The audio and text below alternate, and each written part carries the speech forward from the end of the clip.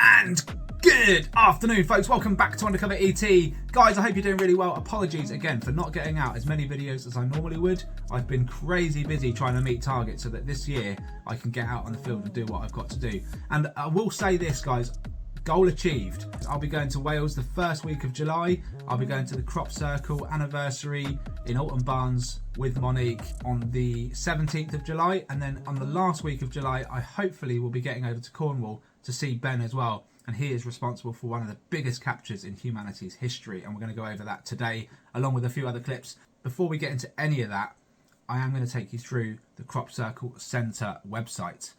I encourage everyone who's in the UK, if you've got time, please make your way down to the Crop Circle Centre Friday the 17th of July until Sunday the 19th of July. And look, guys, 3-day event, lots of speakers, many Crop Circle experts, one UFO expert that I'm keen to meet. I'm going to be there as well. I'm not on the programme, okay? I made it to the Crop Circle Centre a bit late.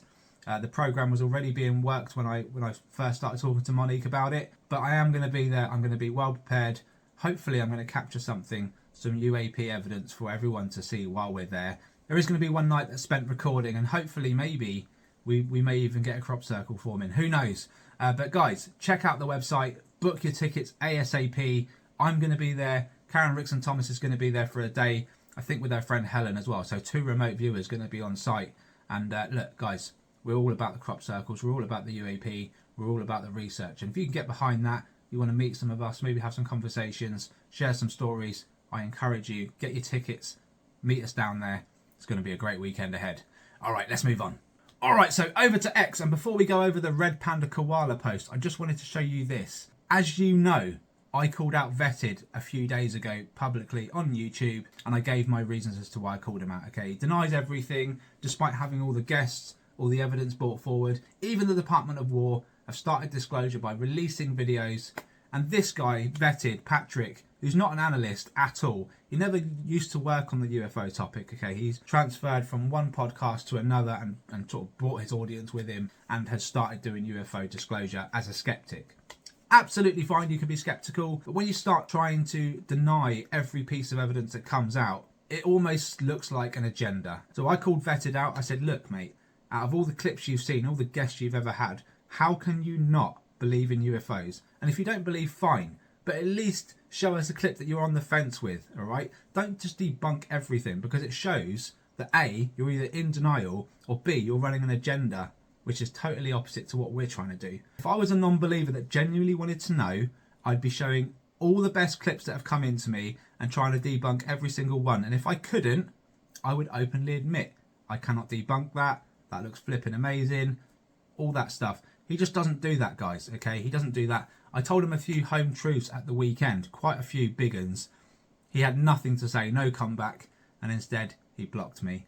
And that speaks volumes, doesn't it, guys? It speaks volumes. I'd love to know all your thoughts in the comments on that. I'm not going to keep bringing up Patrick at Vetted, all right? I've done my bit, called him out, told him that he's a grifting piece of shit. It is what it is. Guys, let me know your thoughts. We're going to move on. All right, up next, Red Panda Koala says this. Jeremy Corbell threatens to release hundreds of UFO files if the next batch of government files don't address reverse engineering and biologics.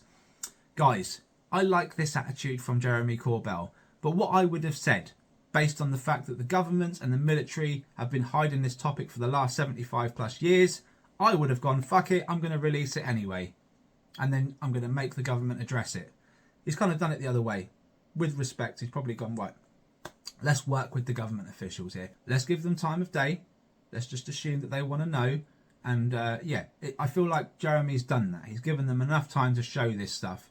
But also, this is a huge topic, and the drip feed is real, guys. They're going to drip feed this out as long as it takes until everyone is on board. And so I can't see them rushing out biologics so soon. But I like the attitude that Jeremy has put towards this, which is basically get it out there, right? Stop effing about. If we had that attitude 10 years ago, we wouldn't be having this conversation right now, guys. So I like what he's saying. Let's have a listen from the horse's mouth, see what he's got to say, and then we're going to move on. If they don't come out with the next drop having to do with reverse engineering non-human intelligence craft, and if they don't address or begin to address biologics, then they saw in Sleeping Dog the file systems. That's not just in my hands anymore. That's not just in George Knapp's hands. They have promised transparency on what they know on UAP. David Grush went up in front of Congress with his hand to the country, to the globe, and to whatever he believes in. And he told the truth. And he told you not just UFOs are real, that we have been reverse engineering them, that we have been trying to for decades, and that there were pilots, biologics, he said, non-human intelligent beings.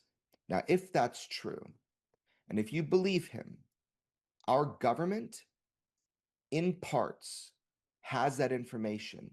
It is time to tell the American public the truth. The movie Sleeping Dog was literally born from the resistance to the truth. It was born because your government, our government, many other governments, such as the Five Eyes Alliance, has chosen silence over transparency. That is going to end. But the problem is, how? You got to get ahead of it. The White House has to get ahead of it.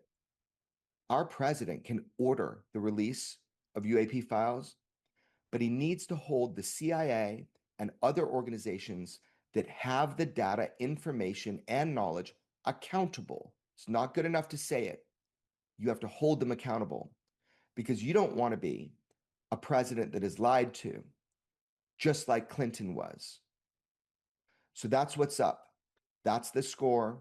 That's the truth. Sleeping Dog, you see in there what is possible, but it's up to them, because of you, to make it happen. You know, I haven't always agreed with Jeremy on a lot of things.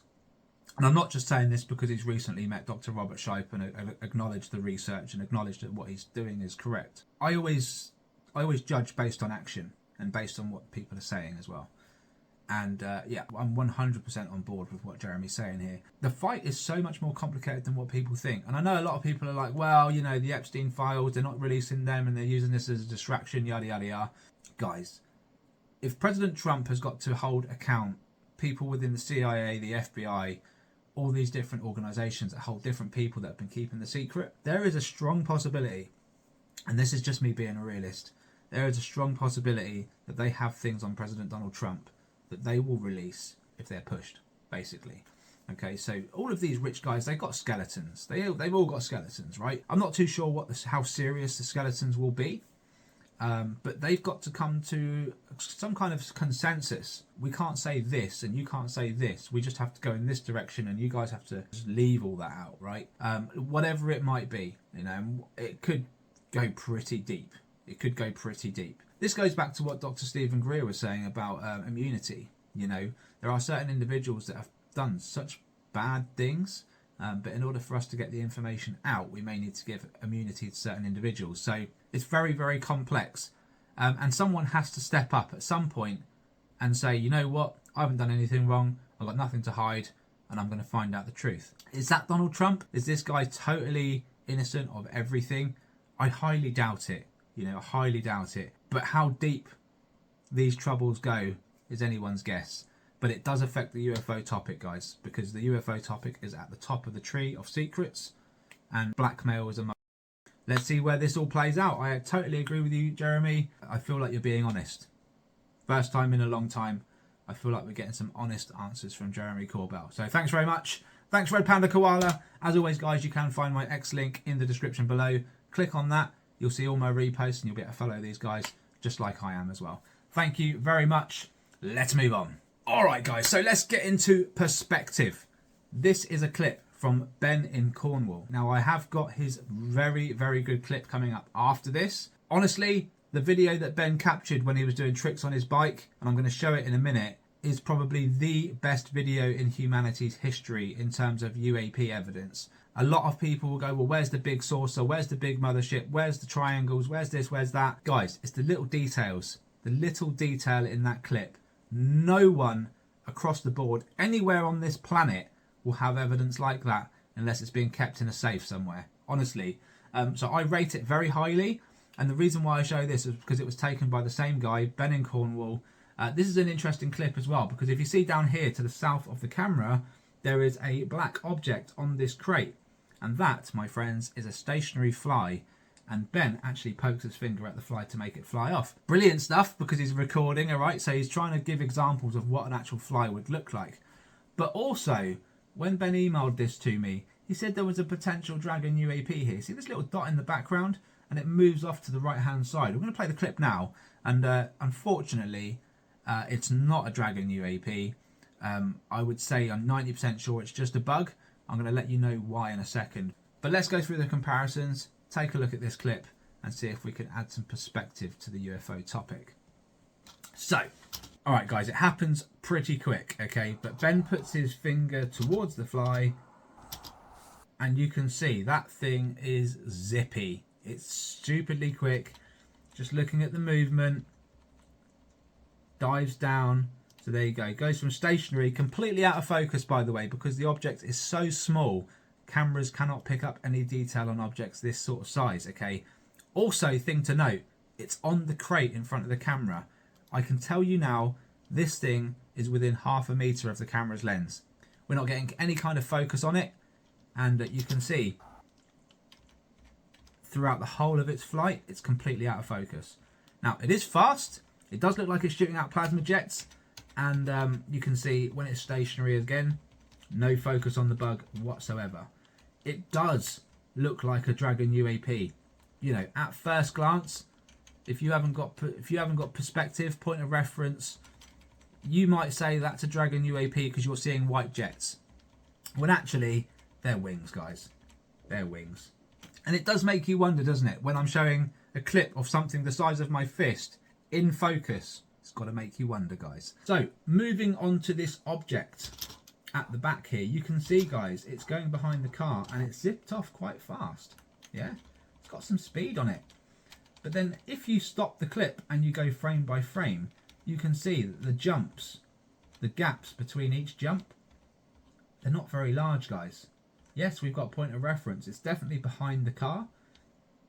But I can tell you now, the gaps are not very large, which means this thing is actually going quite slow. So going back to perspective, you can say with confidence that this tree here is about, I don't know, 25, 30 foot away from Ben, right? It's quite far away, but not that far away.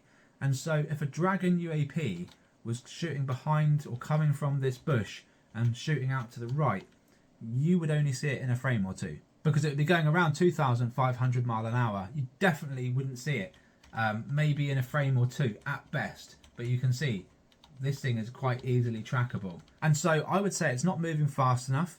I would say it's not large enough to be a Dragon UAP. And yeah, that's where I'm at, guys. Now you're probably wondering, why the hell has Ben in Cornwall tried to say that's a Dragon UAP? I can completely understand where Ben's coming from, to be honest with you, for the simple fact that this clip, like I say, is gold. You cannot find anything like this anywhere else in the world. It was potluck, okay? Ben put his camera on the ground. You can see he's mounted his bike. He's now going to perform some bike tricks, and this is what he used to do, right? And I've got lots of video of Ben performing bike tricks in these areas, right? So this is just something he does on a regular basis. Now, I'm going to play the clip.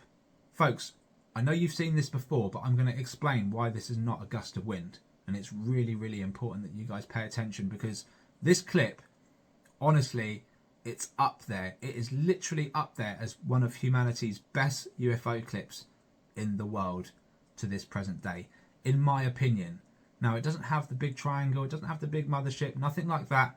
It's the little details that you will not find anywhere else that matters, guys. Check this out. Volume up, listen carefully.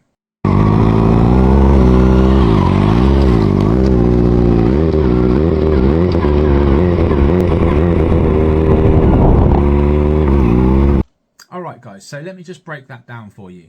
When Ben is about here on his bike, about here, you can actually start hearing these objects on the approach. Just humour me for a minute. Let's go back on the clip and replay it.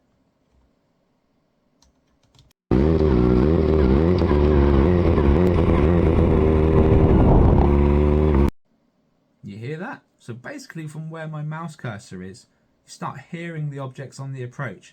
Honestly, they're not running fuel engines like in a Formula 1 car, so you can't hear an engine, but you still hear something on the approach moving extremely fast, guys.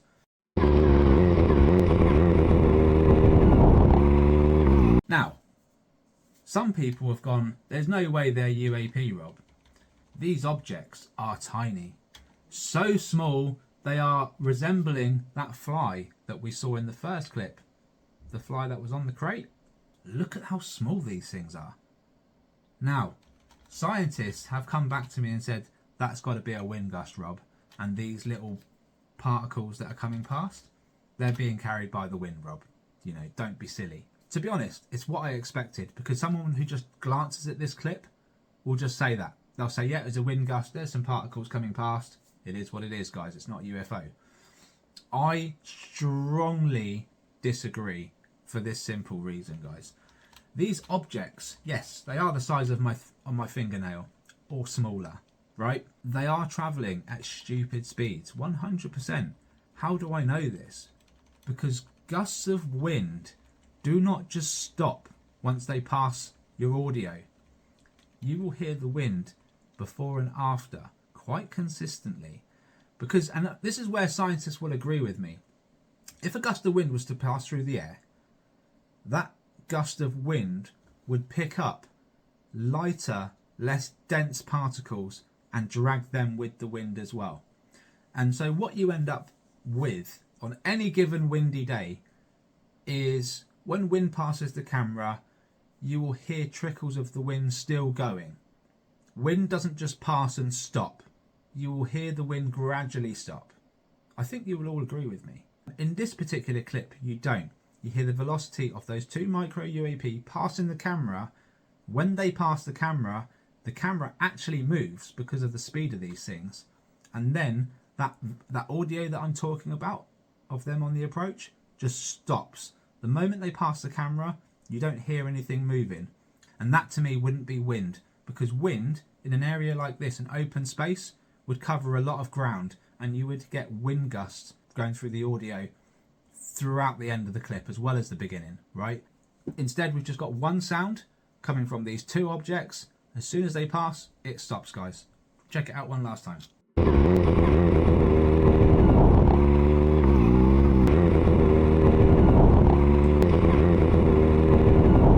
How quick are these things moving? Extremely quick. How do I know they're micro UAP in size and not larger, but just moving so fast you can only see a small portion? Because if they were larger, they would be more elongated and they would look like small Tic Tacs. So that's how I know that these things have dimmed down to something the size of feckin' Ant-Man and have flown past the camera's lens. And this is exactly why Ben is taking every little dot that he's seeing on camera and taking it seriously. And I get it. How could you not? Because this is a serious clip, guys. And when you know that you've captured something like this, everything becomes suspect. And this is where the big red button lies, guys. The Dragon UAP are one thing. The micro UAP are a whole different ballgame. So yeah, amazing clip. Ben, I am 100% confident, okay, 100% confident this will go viral at some point. This clip is beyond UFO research. There is not anything else on the planet that will give us this detail. That I can guarantee you, unless it's being kept hidden. Guys, let me know your thoughts in the comments. Let's move on. All right, Chris Carncross, Brisbane, Australia. He's only captured a really good looking dragonfly. Look at that. And again, I'm just showing you this for comparison, guys. We know what dragonflies look like. A lot of people have said, look, that UAP could have been a dragonfly, right? We know what dragonflies look like, guys. Thin bodies, fat heads, two sets of wings. Yes, they can travel extremely fast. And Chris has captured UAP in this very spot, as well as dragonflies, guys. This is why I wanted to show you this, because same spot, same camera, just a different object. Let's check out Chris's actual UAP capture. Yeah, I know. That just happened, guys. It just happened. This object that we call Gordon, because I captured it on my live, we called it Gordon after the chap that bought the camera for me to go live in order to capture it. And yeah, look, guys, fantastic. It almost looks triangular in shape, very thin, very, very fast, and it passes through his garden, okay? The way I see it is, if there's space between myself and the wall there, there is space to travel past, right? A lot of people can't understand this. They think UFOs are just going to be up high in the sky. No, they have perfected surveying us, and this object was passing through Chris's garden, same camera, same location, just a very clear shot of a UAP instead of a dragonfly, guys. Brilliant stuff. Again, this is up there with one of the best, along with Ben and Oklahoma's source of captures. No crazy detail about micro UAP, but I guarantee they're in the area, guys. It's just a question of figuring out what is and what isn't. All right, so next up, Dr. Robert Shipe of Custodian File, Marina del Rey, California. Guys, he's been researching this for a long time. This specific clip is amazing. I'll tell you guys why it's amazing, okay? Object here, Dragon UAP. You can see it here. It's definitely bigger than your standard fly. Also, Doc is filming these objects from thousands of feet away, guys. The jetty rocks are 7,000 feet away from his camera. This object that's come out has come out from the tree line. Funnily enough, I say tree line, guys, because my hotspot is what? It's a tree line 200 yards away from my window, okay? But this object has come from the tree line, and guys, check this out. We've got point of reference on this flipper. Look at that. It's come from either behind the tree or from the tree itself, and it shoots up into the air extremely fast. You know? And these are the objects that have been tagging the helicopters and planes at Marina del Rey. So now we've got point of reference. Okay, now you guys must be saying, well, the jumps aren't really this big in this clip, Rob.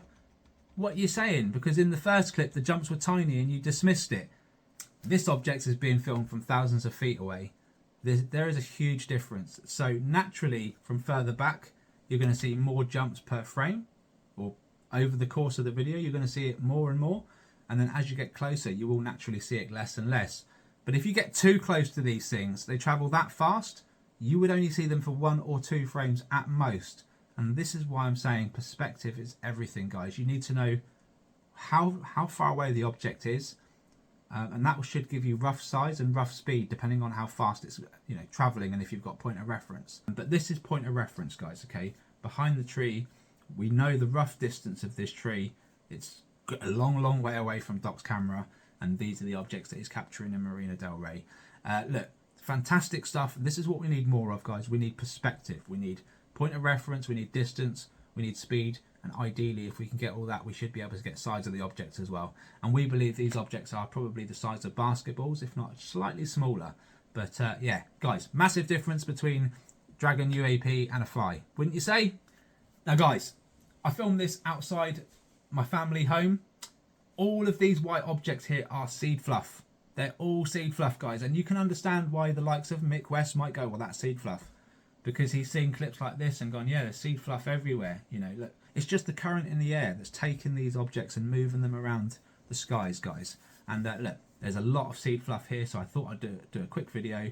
So you've seen the seed fluff outside my family home. And now I want to show you what I captured at my hotspot last year. Guys, what is that? I mean, this is real time.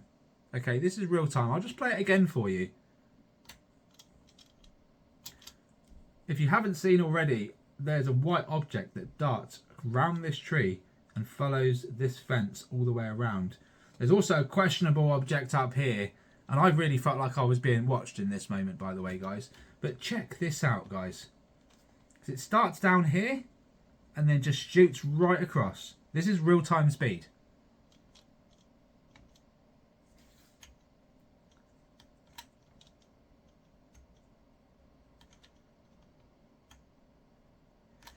Now, the reason why I know this isn't just standard seed fluff, by the way, there was an abundance of it out there that day, is because this object, if you just go back through the frames, this is probably the best frame to look at it because it's behind there's a dark piece behind it here, so you can see the size of the object.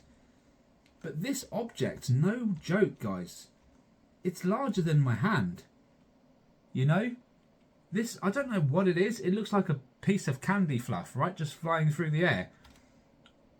It's larger than my hand. I mean, look at the post here holding up the fence, and then look at the object itself. It's got to be larger than my hand.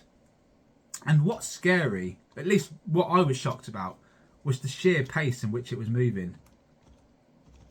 And not only that, guys, it's not alone as well. There seems to be a white, see there? There's a white object that's following it, almost circling it as it's moving. What the hell is that, you know? And look, these are questionable. I get that. I feel like this is part of it. I feel like this was controlling whatever the hell was going on here, or was watching over it, or whatever. But I walked the whole field knowing that I was walking a UFO hotspot and potentially I was going to be watched. And it happened, guys. If they weren't watching me, then they were just operating without a care in the world. But I believe this to be a UFO. It looks very, very similar to what Kit captured in the skies of Wales.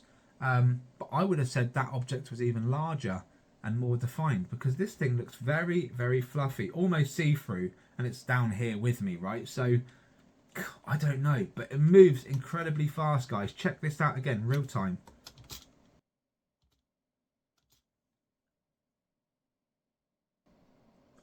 I don't know what to think, guys. You're going to have to let me know all your thoughts in the comments. The reason why I'm showing you this again is because it just kind of marries up with the seed fluff, right? A lot of people are like, nah, that seed fluff, I've seen it 100 times before. And you can kind of understand how they come to that conclusion, you know, based on what I've just shown you.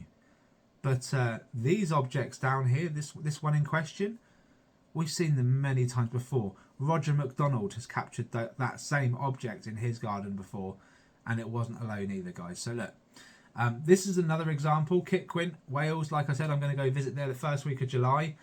This object's certainly higher up in the sky. How do I know it's higher up in the sky? Because at the moment, or in this moment, Kit loses the object. It vanishes, right? He then pans back out, and you can see he's no longer zoomed in. And then when he tries to find the object again, he has to really zoom in to get any detail on it. You know, look, it's tiny. There it is, tiny thing. Then he zooms right in, and I can tell you now he's probably at ×7 ×8 zoom just by looking at this clip. And yeah, so guys, there's no way you're going to capture something as subtle as I did from the ground at this sort of height, and yet Kit has. And I would say that this object is probably more, like I say, defined, maybe a bit larger. Certainly was doing some work up there. I don't know what the hell was going on, but this thing is firing out tiny orbs at stupid speeds. I've done the full analysis. There's energy pockets opening up there, and there's Dragon UAP up there as well. So not sure what was going on. Again, it's just one of them clips, guys, that's up there with the best of the best. It shows details, little details that, quite frankly, not many people capture, you know. So well done, Kit. Can't wait to go and visit you and the family, mate, and film in this very spot, mate. It is exciting, let me tell you, it is exciting. All right, let's move on. All right, guys, so this is a clip that I took just a couple of days ago. I stayed at the hotspot, and I thought I'd try my luck, right? I took 3 videos in total, a maximum of 25 minutes across all 3 videos. And guys, I only found one object that I wanted to show you. The rest, there were likely quite a few dragons, but I didn't have my radio detector on me.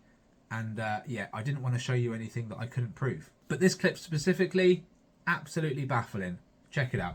There it is. Looks very bug-like, doesn't it? Very, very bug-like.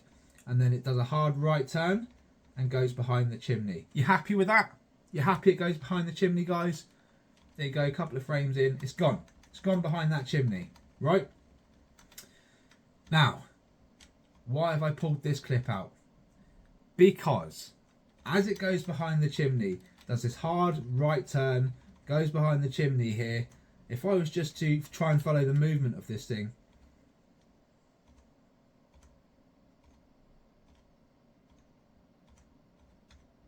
you see this white silhouette here? Object comes behind the chimney, boom, and then all of a sudden we're getting a white silhouette here, and we see it here again, and then gone. And so this object, and it's very difficult to prove, I know, but I'm showing this because I have seen this so many times on my lives, where these objects are going behind this building, and then we're getting the white silhouette show up through the other side of the building, through the brickwork, guys, and through all the walls in between the house. I don't know, I can't explain to you how this is happening, right? But so many times I've had objects go behind this roof, behind this building, and show up in front somehow. I can't explain it, guys. I just thought I'd share that clip with you. It does just look like a common fly. It's quite fast, very fast actually, and it clearly goes behind that chimney there. I just couldn't tell you where these white silhouettes actually come from. Maybe it goes into the roof itself, you know. Maybe there's something going on in that building. I just don't know. Maybe there's an ET living there, and no one actually knows, but he's got surveillance. Fuck knows, mate. Honestly, I know that sounds far-fetched, but this area is creepy as hell. So if you're wondering where I captured that fluffy thing floating along the fence, it was just beyond these trees, guys. Just beyond these trees. I was on the other side of these trees. There's a big field and a fence that goes all the way along, and that's what I was walking sort of from that way all the way back towards the flat. And so yeah, guys, I freaked out just a little bit when analysing this footage over the last 2 years. I know what's out there. I'm 100% certain. It's just a case of waking up the rest of the world so that they can record, so they can capture their own crazy shit. And make a note as well, guys. Look at the tree line. I am filming a tree line. I have captured a Gordon going right through this tree line, point of reference and everything. The thing was huge, triangular in shape, moved in ways that I couldn't fucking explain, super fast, and we had it twice within a 27-minute period on a live stream, guys. It went from left to right across, appeared here and just zipped out, and then the second time it actually came from under the tree, so behind the tree, and just flew up into the sky. Amazing, absolutely amazing. This is why I constantly film this spot, because I know somewhere above this tree line or within the trees there is something going on, guys. And look at this bird here. Look at that, shooting through the air. Now these little guys move fast, okay, and when they're moving fast at a bit of a distance, I have to look twice. I really have to look twice. But these are birds, seeing them all the time, guys, and in the next clip it's even better capture. I think it's a pigeon, yeah. Look at that. Look at that, dude. Look at that. He's basically looking at the window. That's flipping amazing. Yeah, guys, let me know all your thoughts in the comments. I hope you learned something today regarding this whole topic and how difficult it really is. Look, I don't blame you guys if you're picking out bugs and you think they're UAP, especially after what I've shown you, because micro UAP are real. I just want you guys to know, if you're not getting a velocity coming through the audio on your camera as these small objects are passing in your garden, don't post it as a UFO. Honestly, it's more likely a bug. And unless you can prove otherwise, we're going to lean towards that, right? That doesn't mean they don't exist. They very much do exist. We just need to get a bit smarter, a little bbit more competent with our analysing. And guys, just keep recording. That's all I can ask you guys to do. Keep recording.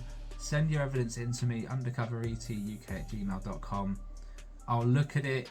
Don't be disheartened, okay? I've just said to Ben and Cornwall, even Dr. Shipe, who asked me for my opinion, and I tell him that it's not enough, it is or it isn't. It happens, guys, it happens. And I'm not going to get everything right all the time. I am just going to be stepping extra carefully moving forward, because disclosure is happening. These things are real. And let's be honest, the world are going to be relying on people like me and you to get this information right, guys. So please, if you can get behind that, support the channel, let me know all your thoughts in the comments. Guys, thank you so much for your time. Remember, click the link in the description for the crop circle sensor, guys. I want to meet as many of you as I can. It's happening mid-July. We're going to do one night of recording for UFOs. We may even capture a crop circle being made. Who knows? Wouldn't that be exciting? Let me know your thoughts in the comments, guys. And with that said, thank you so much. Take care. All the best. And I'll see you on the next one. Bye-bye for now.